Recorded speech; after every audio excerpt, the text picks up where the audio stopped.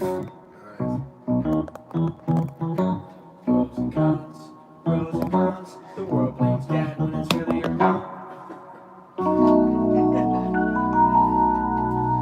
What's cracking? Wow. I think we're live, but Yep. we got the homie Joel Friday here. Nice. Joel Friday. Friday, I Friday, need a Friday.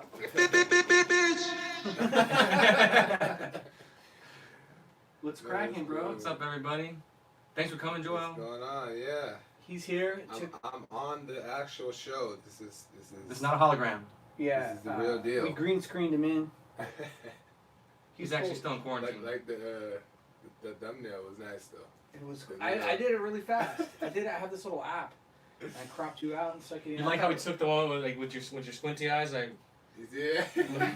looking all sensual at the I camera. took that one because the background behind him was just already kind of normal, like bear. Right. Yeah. We got 7 people. Preston, Hunsaker, Nice. It's the first cup of coffee I've had all day. JOG, It's morning for me right now. Viverke, and A. Oh, nice. Just A. Well, this is Mark's here too. Mark, Yeah. Mark. you don't want any What's up, coffee? Mark? No, I'm chilling. Oh yeah, it's bedtime right now.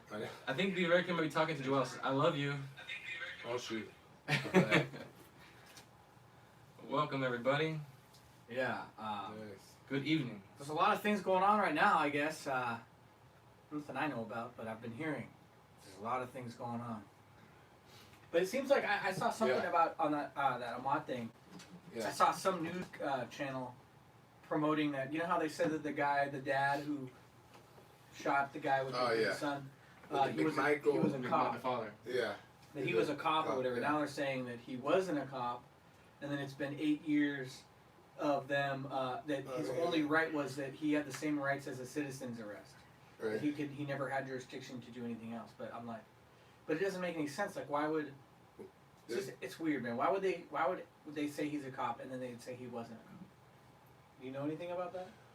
I didn't hear anything about him not being a cop and then becoming a cop. I just know that from what they say that the law says that you can perform a citizen's arrest in that place, right?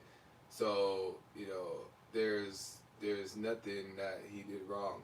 My whole thing is this because right away, and you often see it like in what the black community does, they go out and protest and they say like, oh, like justice for this, and they make it all drama, which I'm sure is pushed by the lawyers and all the the leaders that say like, oh, this is a problem or whatever. And it's all Any emotional. mainstream media like high profile case of something like that, it's like the story changes so long along the way. It's like right away you got to sit back and be like, well, what's this really happening? Because they push stuff. Yeah, exactly. That's why when I see and this is just the facts. It's not even like and you don't even want to say no offense because it's the facts. Is that when I hear most black people talk or like act out, you know that there's something more to it because there's too many cases where you see people just being too dramatic. They came out. And this is how I see it. I see white people doing the same thing. Right. The white knights. The Oh, right. I'm not gonna go to the gym because it's fat shaming. Right. Those kind of people. It's nuts because it's like I look at it like this. It's like look at the stories from the beginning. Like even before people know the facts, if you just use your common sense, you kind of know like okay. What's really going on. Like you don't always, I mean, it's best to look up the facts, but look at the two stories. The white people said that Ahmad was jogging, they seen him in the house, they thought, I guess they thought that he had took a gun or did something, found a gun or whatever the case is. They had the story that, where then he was jogging, they thought he was a robber, so then they went to, perform the citizen's arrest. Now, even if that's a lie, it makes sense. Like, oh, okay, that makes sense. The black stories were... White supremacy. You already laughing because you know how it was just so dramatic. It was like, black kid hunted, hunted down by like, white supremacists. The guy like trailing him. He went that way. Get the hounds. Get the dogs. Like you can just see right there, like it's not who do you? That story just sounds bogus. How that doesn't even make sense. But you can hear, I can see through that because the media is doing that in so many different ways. They're gonna say, they're gonna sugarcoat it with those like spell words, hunted, to infuriate people. And as soon as you start to notice and see those things, then you know, like, wait a second, I'm not gonna get pulled into this. Yeah, it hadn't even been solved yet or ruled on, and the media's already saying hunted. Right. And I like on Facebook, right? I go on Facebook and I saw one of my friends that I've known for a long time. Yeah. He posted something about like being white isn't and not being racist isn't good enough. You need to, you know, basically demanding people to fight against this stuff, you know, and I'm thinking like it's manipulative to try to like force somebody like you better feel guilty because you're white and you need to speak against it. I wish I could read exactly repost this and basically post what I post. Like, whatever a black guy I'm posts, saying, you gotta say that. or else you're racist. To me, that's just stuff that's like feel good ego boost type stuff to make you think that you are doing something from it for somebody else. Like you really care when you really, you know, you really don't. You know what I mean?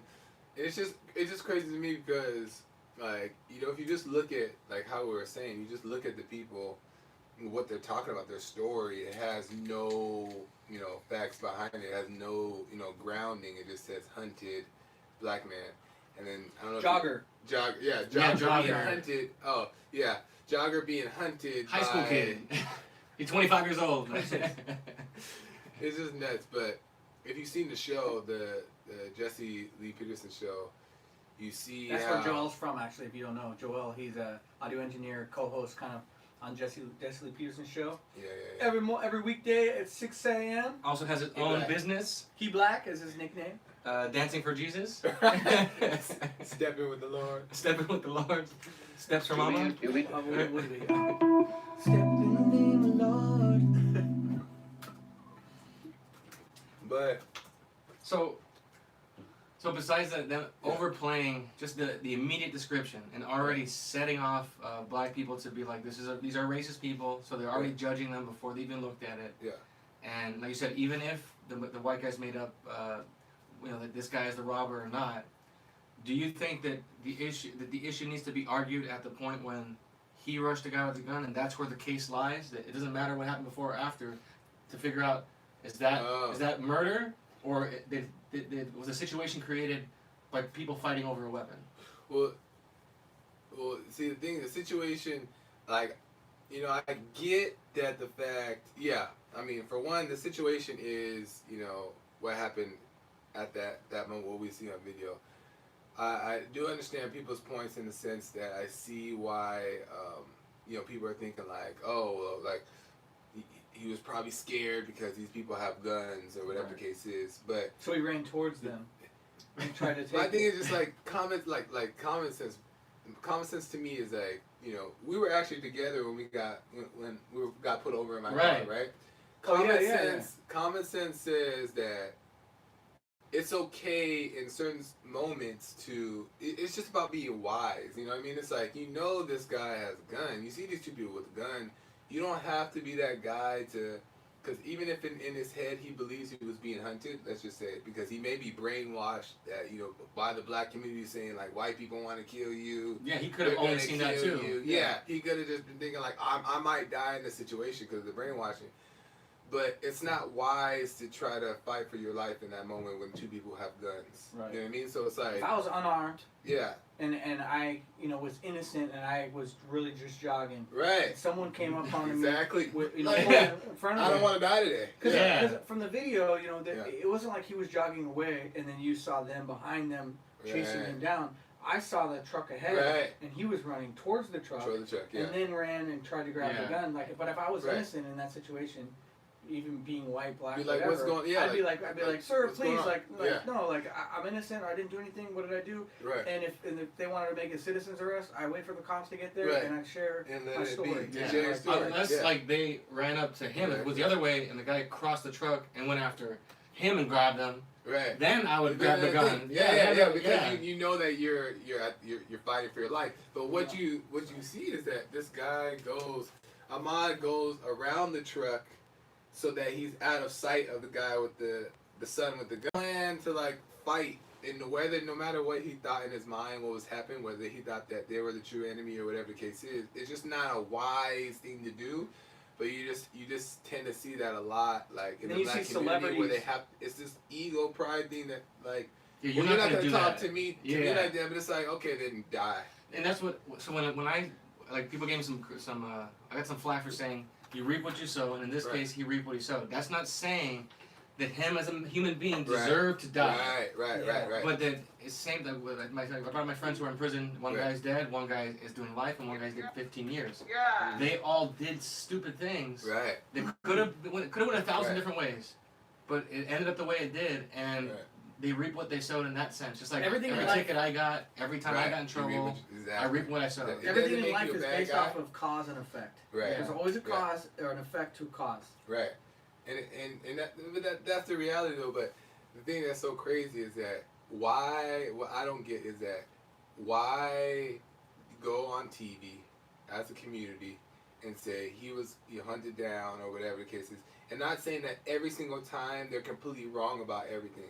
But the thing is that what it's never about what did your person do. Right. You know what I mean? Like It's what like did they do? They stand in front of them and they only start talking about the white guy. That thing. There's not even like a critical thing like, well, he did possibly Yeah. trespass. He Right. has a record. Admit to It's that. possible. Let's look at it. Let's talk about it. It's just seeing a quarter and then looking at one side and you never Right, figure out right, to see the exactly. other side. Is there another side? But people that want to find the truth are going to be the ones to do that. Exactly, You know, exactly. that's why if you're an Yeah. emotional person and Yeah. you almost want this narrative to be true, Right. it's like conspiracy theorists or whoever, any kind of person that is believes in something. Right. They're gonna when there's an opportunity for it to be proven as true, they're gonna run to it and be like, see, Right. see, Right. like and like whether it's Yeah. aliens or whatever it is, if Right. aliens would come there and be like, see, I told you, Right. you, it would be like, yo, bro, that was actually someone in a costume. Right. like just sit back and see what happens. Right, and just wait. There was actually a story that James played on the show. Here you go. You mean you don't trust the police? I'm not really. I'm gonna cook on my feet. Oh, it's the Hickory Mod, the Hickory Mod, rah rah rah. Alternative. That's the Chinese virus That's remix. a Lin Yan Chin remix. DJ Virus. Olivia Chin. Yeah. But there's a story that he had played where there's this black girl, right? She didn't have her mask on, and the police, are like saying like, "Hey, you gotta put your mask on." And I get that like they're taking it too far, so then Yeah, it's I don't like get it. silly. You gotta put your mask on. Right, and I get that, but the thing is, she didn't put her mask on or whatever, and that's fine too. But then she had a little daughter with her, and then she started getting crazy, and then talking loud, the mouth just like she just loses it, right? People are And the learning. cops are like, chill, calm down, like we just want to put the mask on, whatever the case is. And they may have been wrong with hassling her in that way of put your mask on, which is fine. But she started wilding out. And then at the point, they're like, the cops were trying to escort her away, like, okay, you're too loud, you're doing too much, like, you gotta calm down. So then, like, the cop, is trying to get her to move, and then, she, swats his hand, like, she's trying to fight the cop. And then the cop, has to tackle her down, because she's just out of control at this point. Mm-hmm. And then the guys pull out the camera, of course, and the guy's like, she's, she had her mask on. She had her mask on. So they, to the black people, it's like, they're missing the point, though. It's just Right. A lot of these about, videos. it's not about the fact that she didn't have the mask on. It's about that she was wild. She You went can out of conduct control. yourself in think about with the Civil Rights March, and I'm with Jesse on that page. I think civil rights destroyed the black community, but Right. the way some of those guys conducted themselves when they would protest and they would get arrested, you wouldn't see Dr. King getting loud and snapping fingers and snapping his head. Exactly. You just say take me away. You'd be like, Right. okay, you can arrest me. I Right. refuse to move. Right. I refuse to put on a mask calmly. Right. Please take me in. Exactly. And that's your protest, and then you fight it in court. Right. This is wise way. You can disagree and then just be cordial, though. But the mainstream pop culture online social media thing is that everyone wants to go viral now. Right. There's all these little things that create this cocktail of people wanting to do these kind of things, I think. Mhm. So, one thing is Oh. any clip you see online, you're only seeing just a smidget of what really happened, and so people automatically see what they happened and then create this story in their head about why it happened based on the narrative that they want, Yeah, and people based on the narrative that they want. They don't know themselves enough to realize it, that's why I know, like, I don't get angry or upset or hate people like that, and there's a lot of people that are doing that because they don't analyze themselves to know, oh, okay, wait, I'm going to be objective, even with myself. Like, I think it's best to be objective with everything in life, to just be the observer and sit back and wait till it's revealed to see what's going to actually be true. Yeah. Instead of running, because, there's like, people want to feel accepted, I think. And so these little groups form when it's like one group believes this, one group believes that, and then they attach themselves to a group and want to, feel part of that. Yeah. Like, Yeah.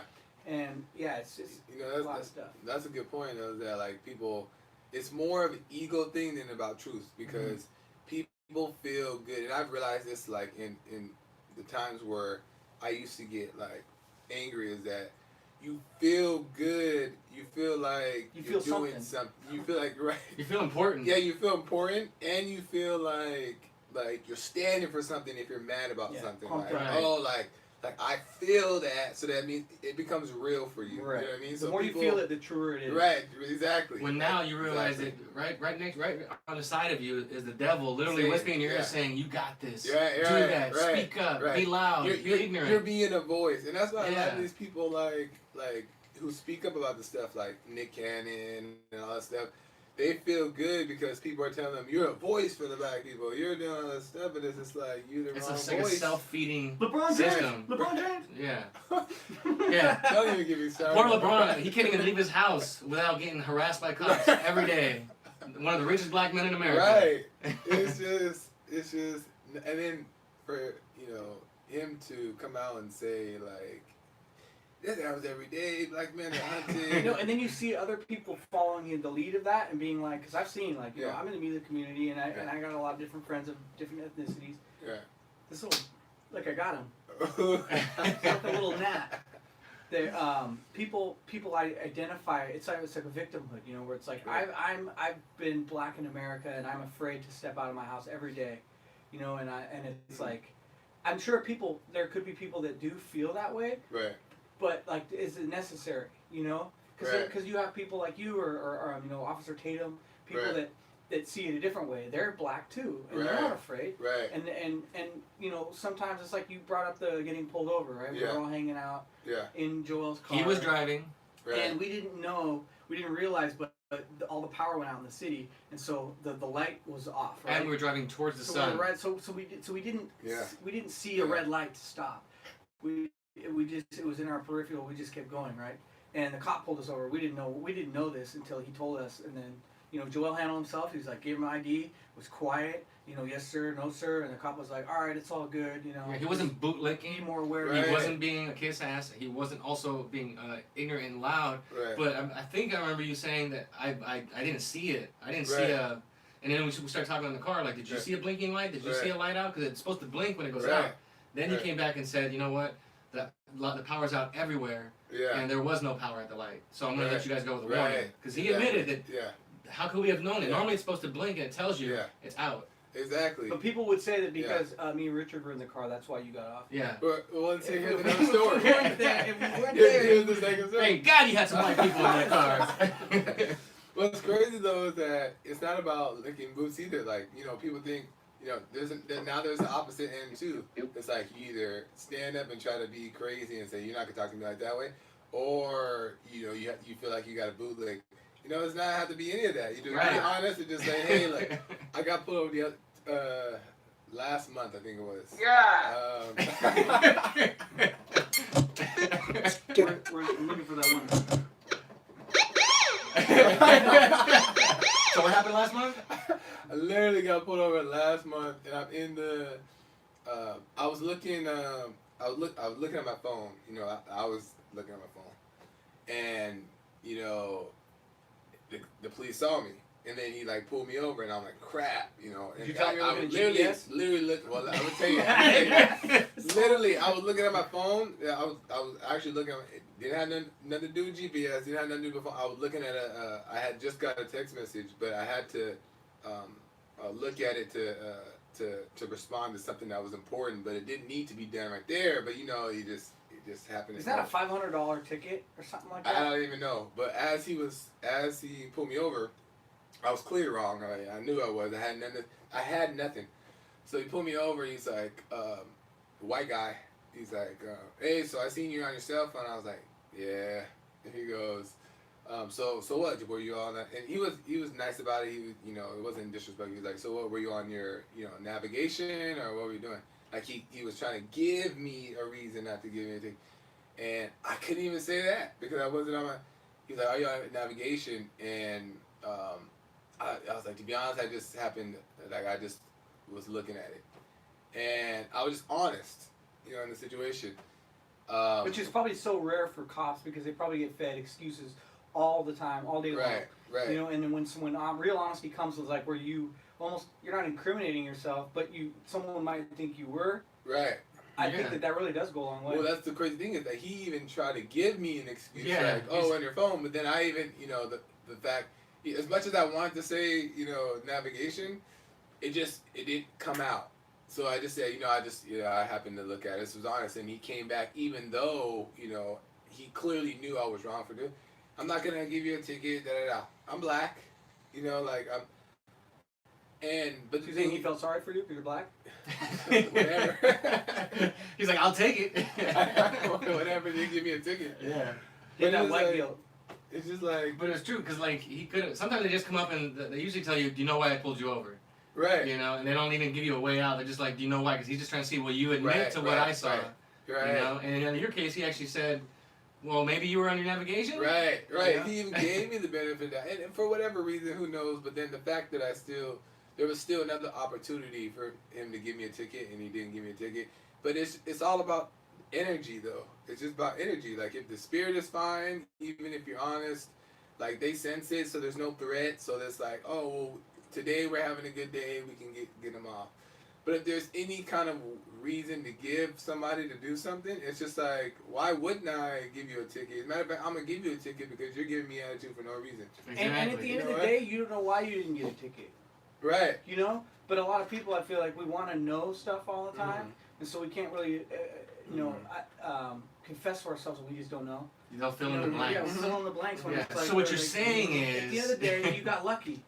You didn't, you didn't get a ticket, and that's it. Right. That's awesome. it. And you didn't have to lie. Right. You didn't have to pull a card. Right. It was just hey, it happened. Right. But a lot of people who do get tickets, they were in the wrong. They'll come up with a story that will rob them of being able to overcome something. Where they're like, "Dang, I was wrong. I did do something wrong." Right. I know the story. I've told this before, where it was me and two other friends, and Unknown caller. we got a caller already. Wow. Me and two other friends. Yeah. And I was the white guy, and they were black.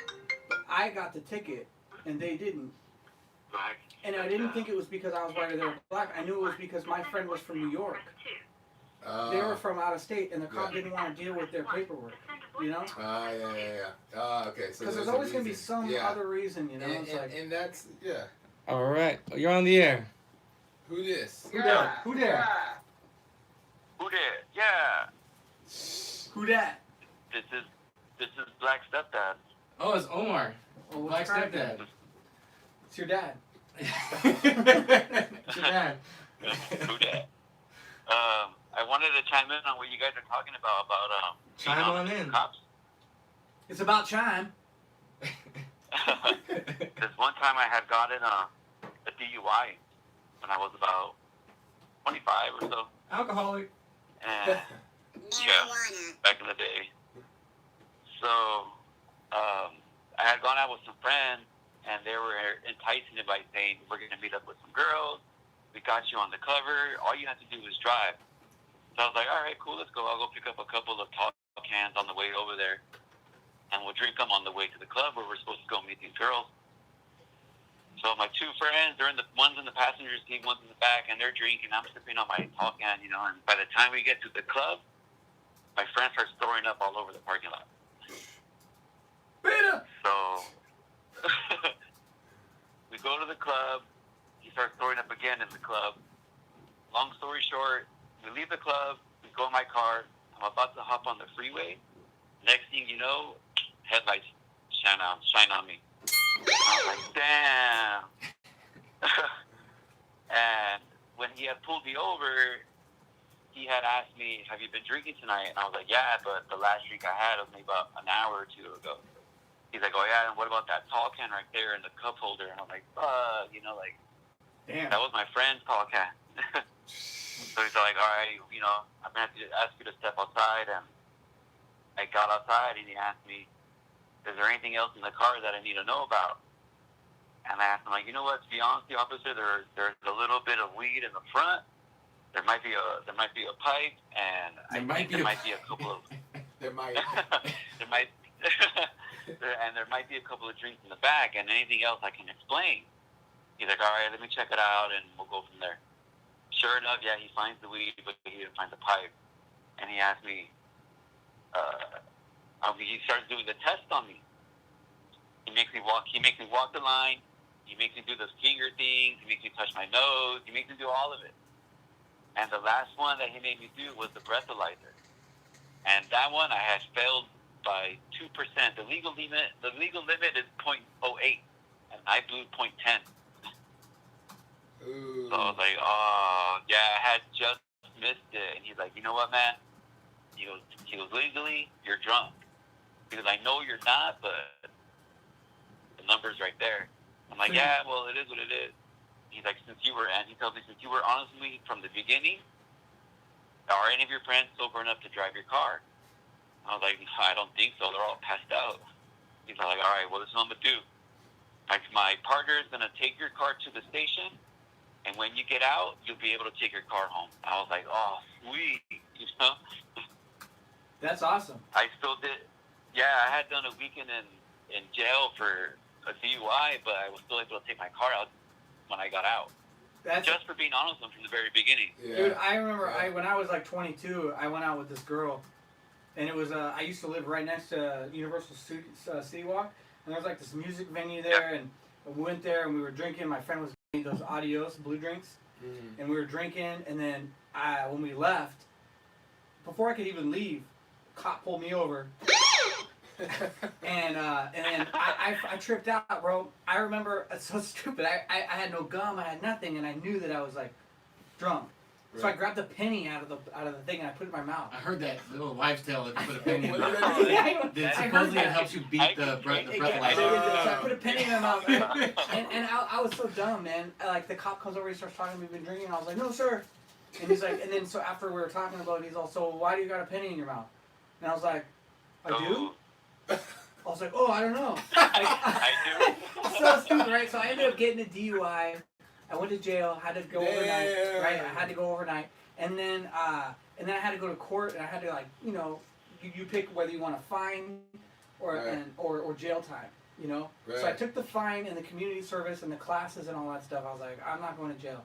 Yeah. And so I did everything I was supposed to do. The last thing I was supposed to do is, if you're under 25, you got to go to a morgue and see dead bodies, right? And I missed it. So because I missed it, I had to go back to court. I went and the judge says, 10 days jail, downtown LA.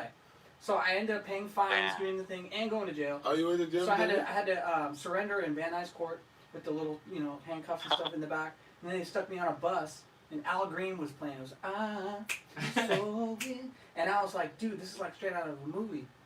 Because it was like just like a movie, dude. And then we go there, and I only served 50% because it's so packed there. So I was there for 5 days. But it was bad, bro. And that's how Trevor joined the area. Yeah. And I remember there was like this jam session I went to the night before, and I went and I sang, and I told everyone, I was like, I got a DUI, and I'm going to jail tomorrow. I was like, I'll never forget that day. Now you officially made it.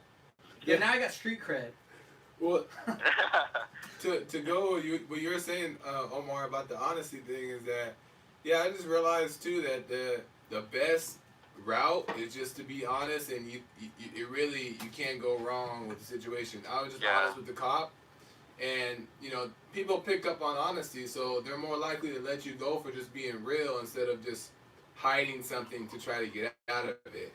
And most cases too is that, like, if you just are honest and you admit to doing wrong, you did wrong, you know you did wrong, you should suffer the consequences. You know what I mean? That'll push you to not to be on the phone again. You know, so it's like, honesty is just the best route. The best policy.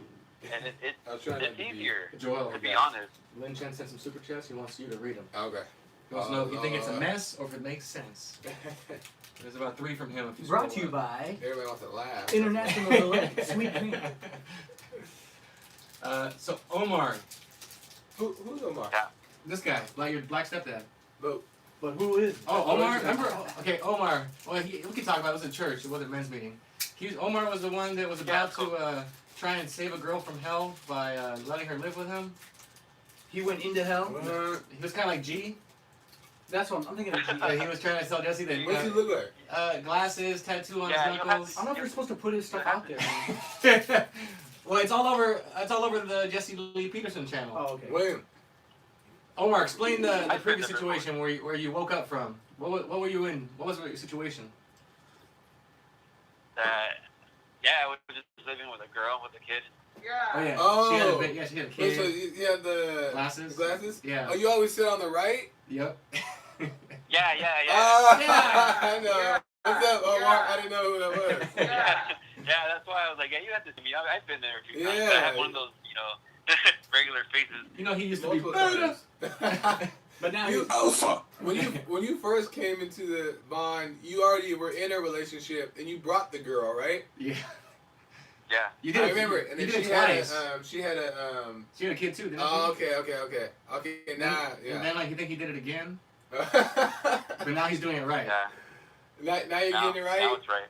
Now it's right. Now it's right. You don't go into hell to save her. You gotta love the hell out of her. Third time's a charm. Isn't that amazing that you got 3 chances? Like some guys don't even get 1. You got 3 different women. What I want to know is, what are your guys' wake up moments? What's our what? What's our what? Your woken up moments. Like what gave you that kick in the ass that you needed to wake up? Oh, we kind of talked about that on a show today. What was your defining moment? Well, we kind of talked about it on the show go. today. Is that some people? We were talking about how some people have like a rock bottom moment to where they're like you know what, I'm done. Like usually those are the people that are more hard headed and need to learn. I feel like even since I was younger, it's been a progression for me. I never really had like a rock bottom moment. Rock bottom! Rock bottom! It was more so of like over time, just seeing, and by the time I got to Bond, it just really like took off as far as understanding and all that stuff like that. But I didn't really have a wake up moment. I was kind of over time, growth. Yeah. And for me, I think there was some moments, but it was an overtime thing too, because I always hated politics, especially I was never into it. But all these things kind of came together where, I just realized I was suffering in my life. And not on this crazy level, but it's like you don't want to know what's missing until something arrives, and you don't know what's gone until you have until it's gone.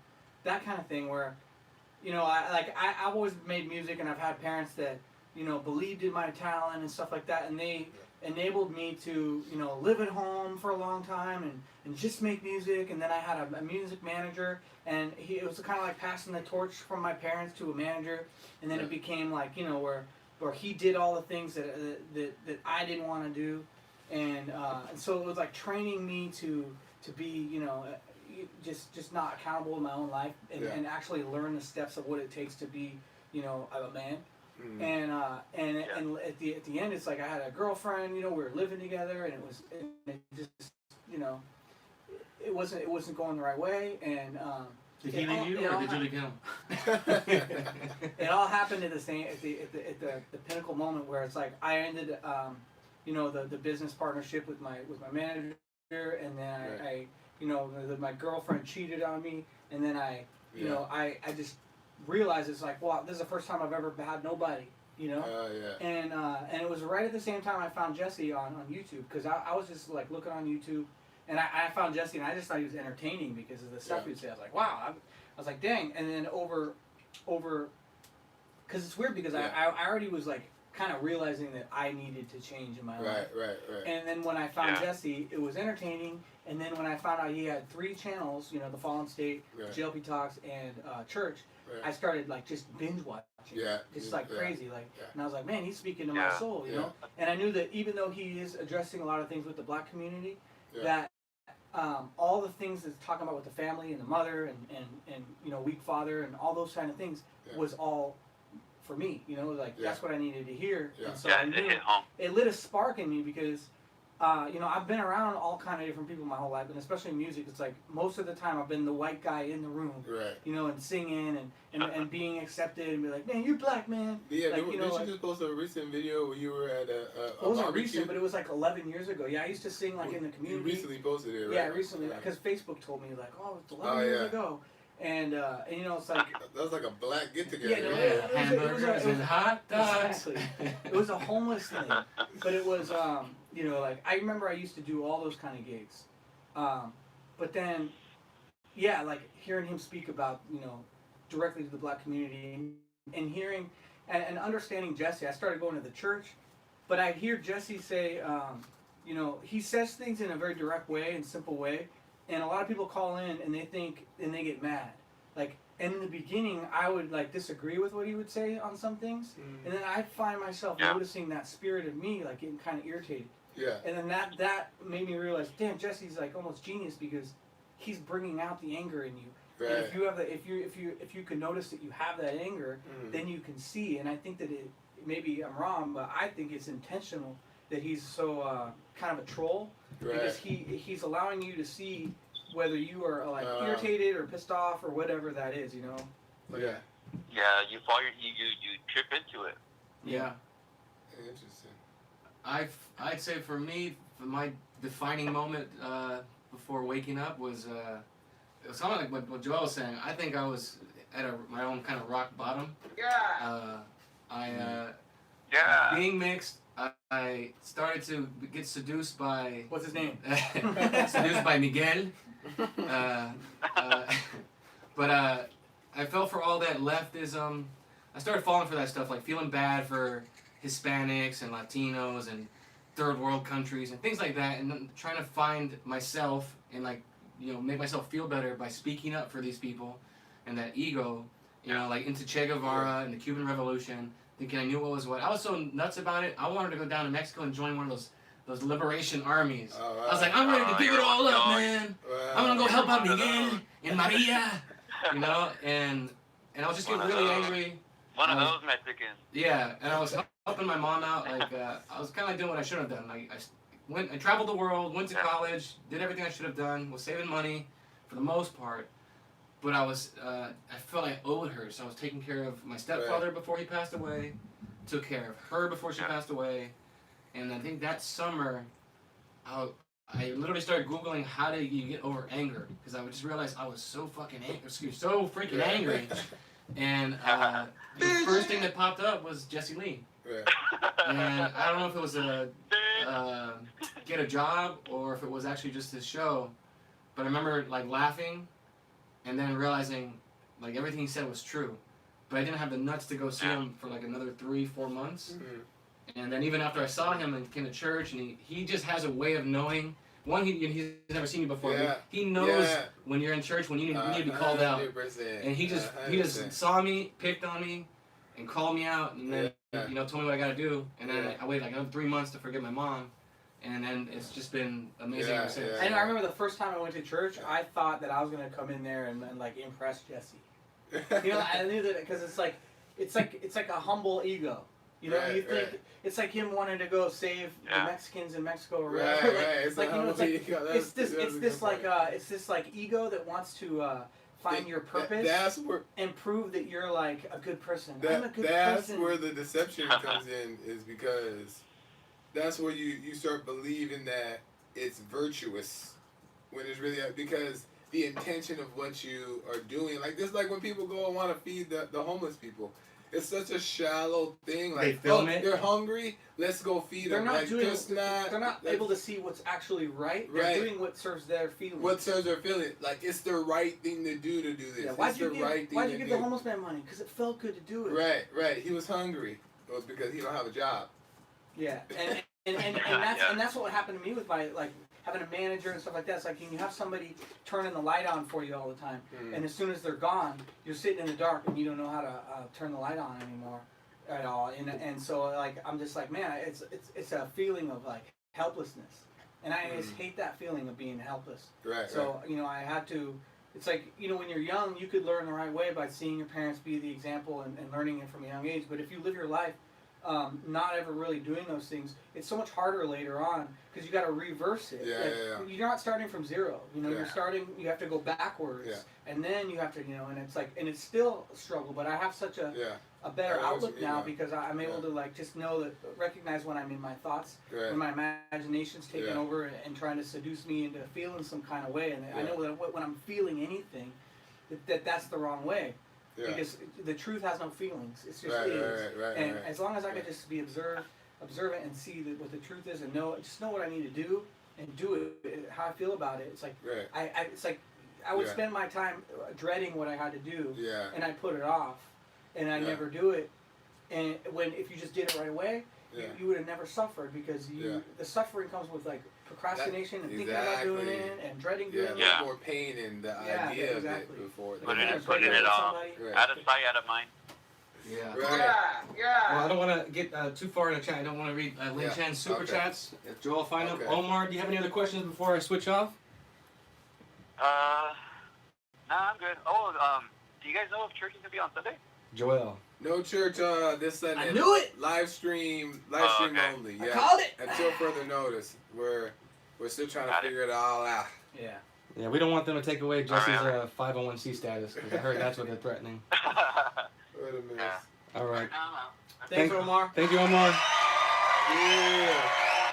All right, guys. So hold on to the calls. I want to give Joel some time to catch up. Oh, okay. So So Lin Chan sent like 3 or 4 way back in the chat, okay. and he wanted to see if Joel would make sense of it or does it look a mess.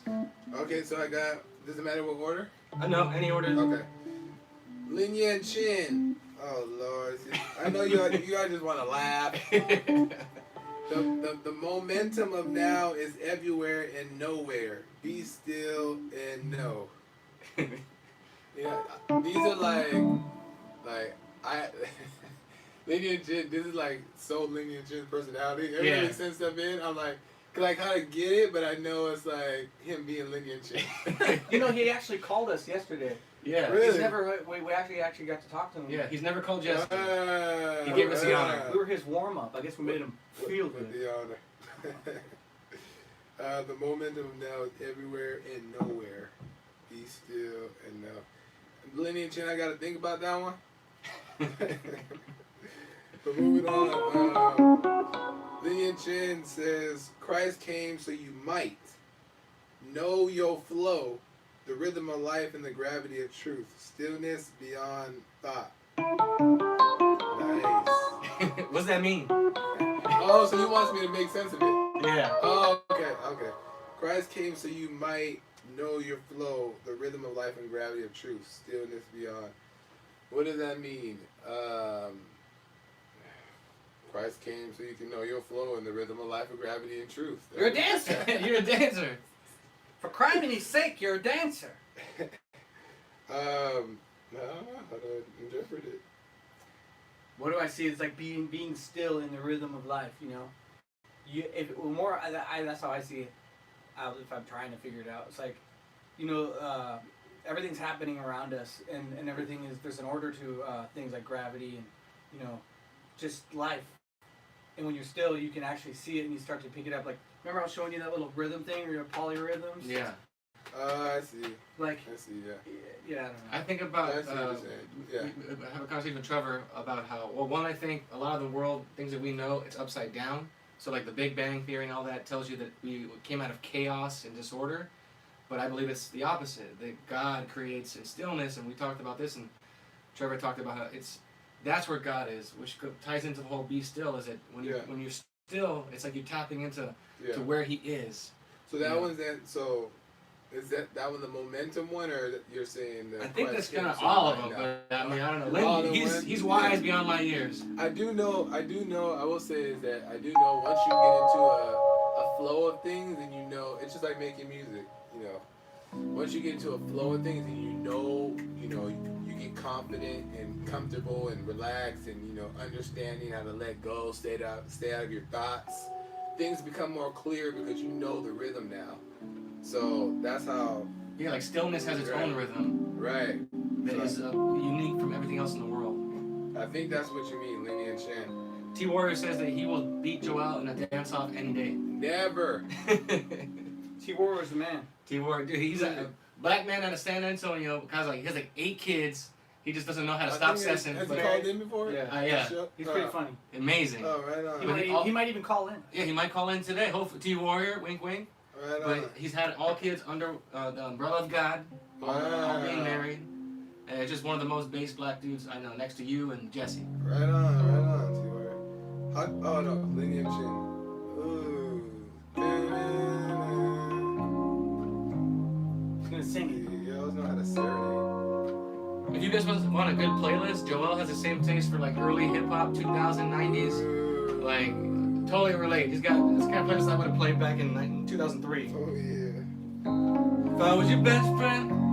Oh, that one day. Yeah. And Joel could have stopped. He put on like 10 seconds of one song, then hit the next one, and the next one. Just those choruses is all you need. Yeah. You just need those choruses. Lineages, we got, I think this is the last one. Being in the now is the point of no point that points to all the points to know how.